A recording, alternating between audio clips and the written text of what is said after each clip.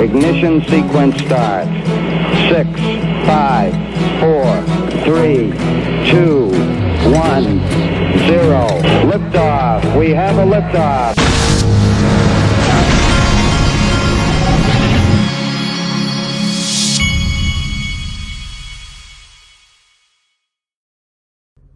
Hey everybody, this is the Digital Asset Investor, and there's a lot of drama going on in crypto right now.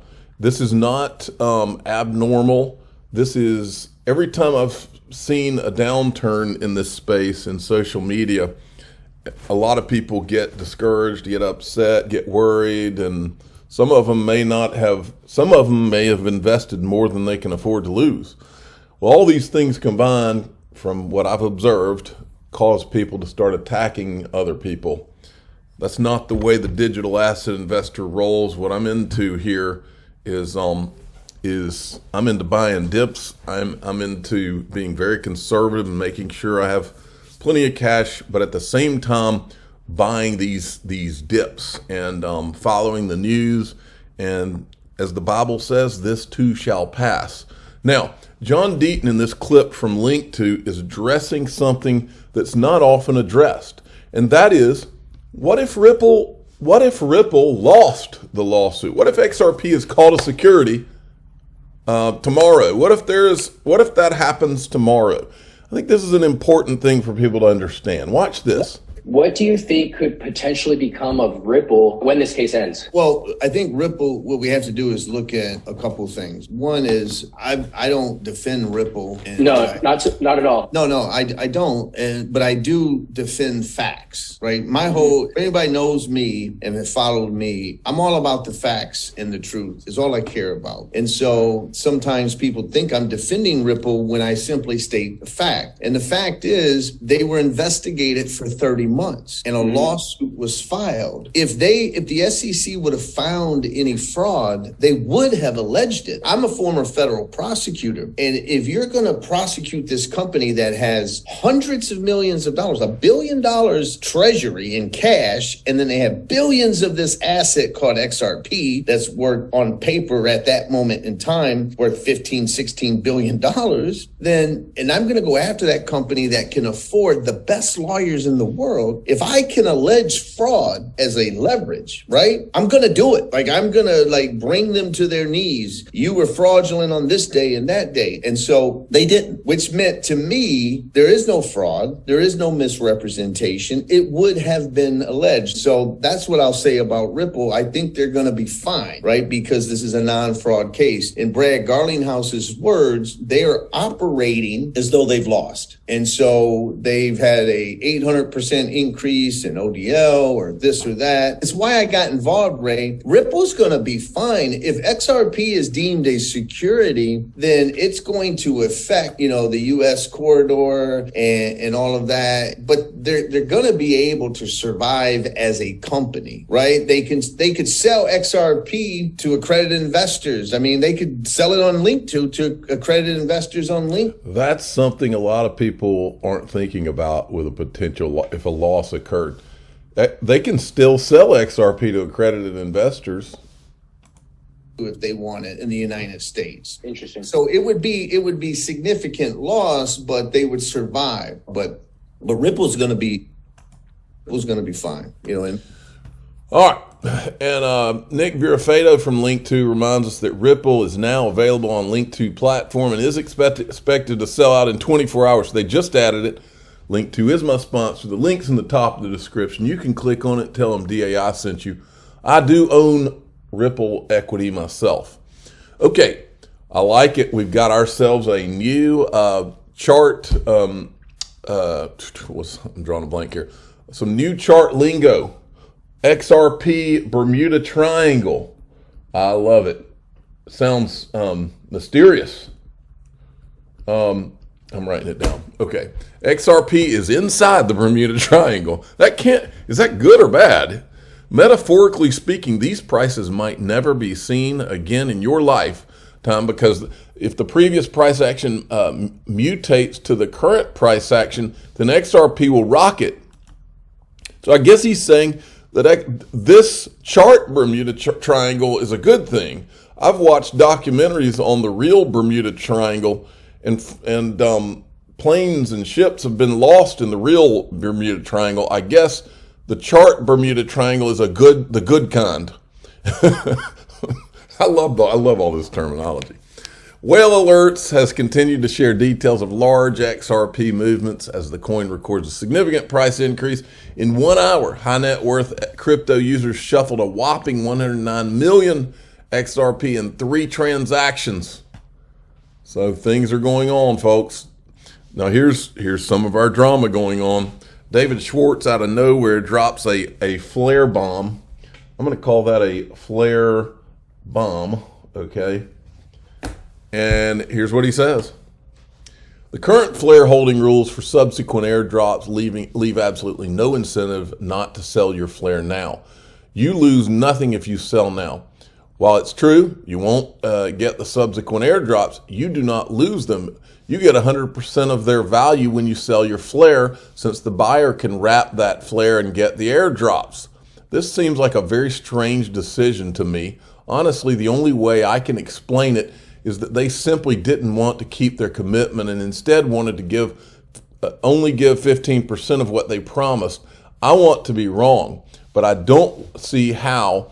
I feel bad saying this. I love the project and I want the best for it, and I want to believe that the best about it. But my honest opinion is that they leveraged the XRP community to grow and weaken their promises drastically when they felt they didn't need it anymore. That said, that does not make them dishonest or make their project a bad one.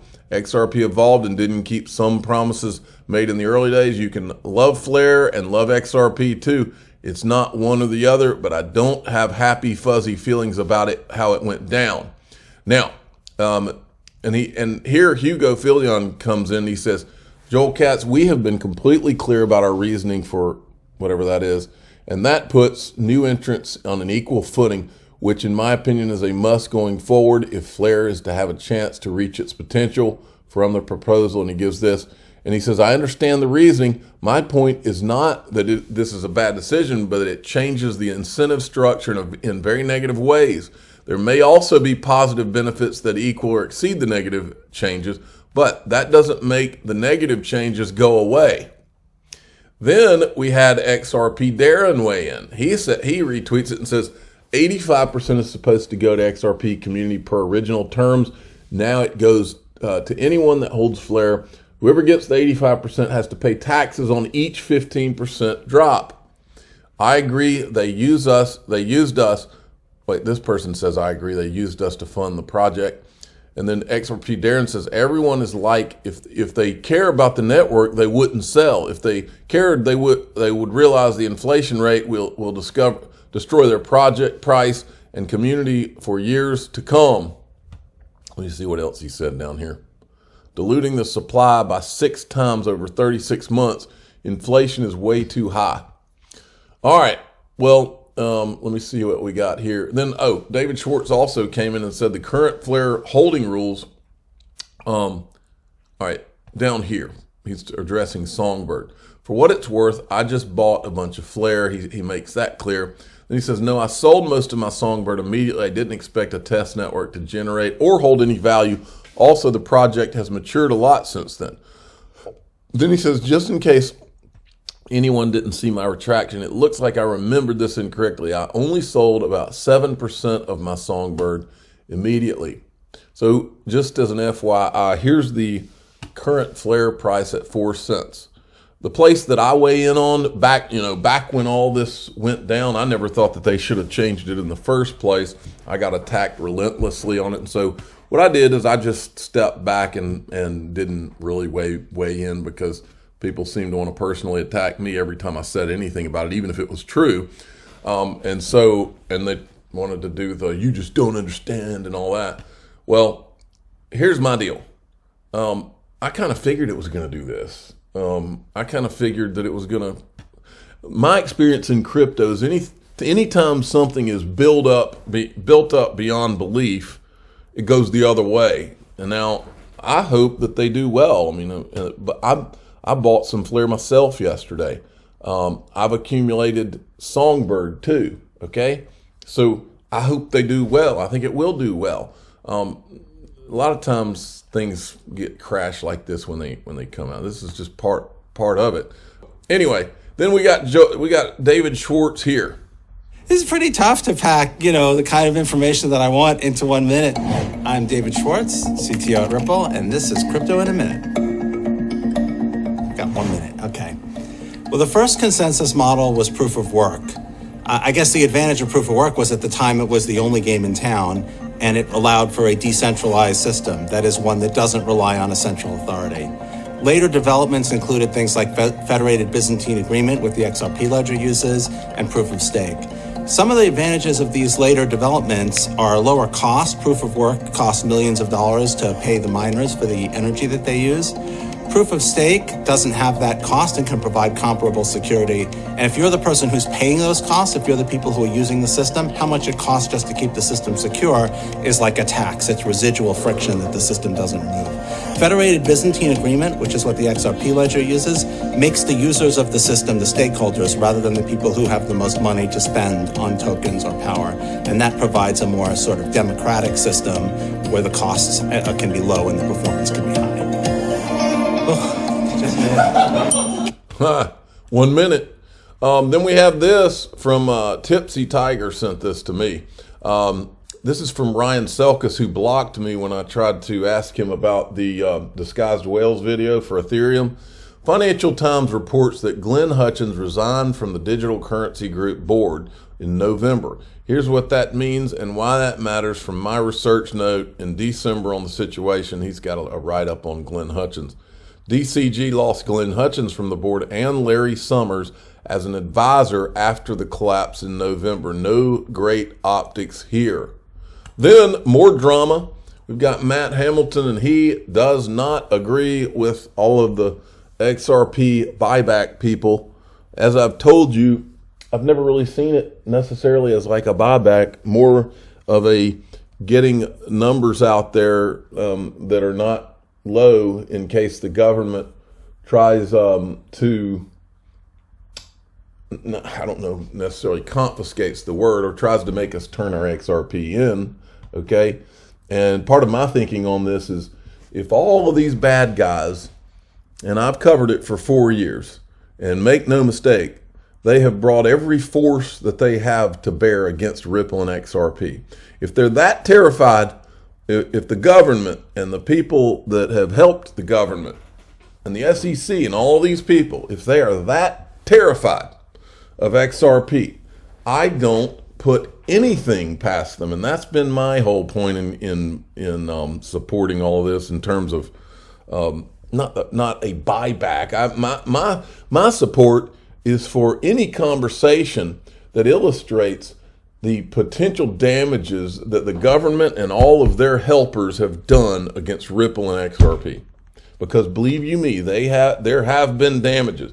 And that is where I lie on this thing. But I have no problem whatsoever with Matt Hamilton giving his opinion, because that's what it's all about. And I would never be someone to try to shout him or anybody else down on that. I think that he has good logic in a lot of things that he says. I think he's a smart guy.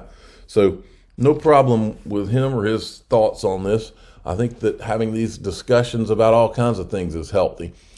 I'm the digital asset investor. I'm not an investment advisor. This is for entertainment purposes only. Please subscribe. Hit the like button. Tell your friends and family that there's a lot of drama. Snoop Dogg would say there's a lot of drama in the LBC, but there's a lot of drama in the XRP these days.